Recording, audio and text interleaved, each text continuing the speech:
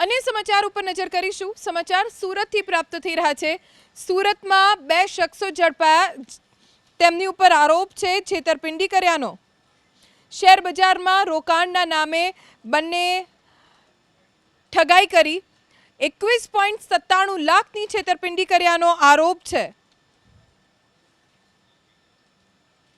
ત્રણ વ્યક્તિઓ રાજેશ, વિરેન્દ્ર ચૌબે, સરફરાઝ અને મોનિકા, આ ત્રણ વ્યક્તિઓએ એક ફાઇનાન્શિયલ કંપની અહીંયા સલાવતપુરા પોલીસ સ્ટેશન વિસ્તારમાં એમ્પાયર બિલ્ડિંગમાં શરૂ કરી હતી। તેઓ ફાઇનાન્શિયલ સોલ્યુશન્સ એ નામની ચલાવતા હતા, રોયલ ફાઇનાન્શિયલ સોલ્યુશન્સ, જેમાં એ લોકો જુદા જુદા ગ્રાહકને લોન અપાવતા હતા।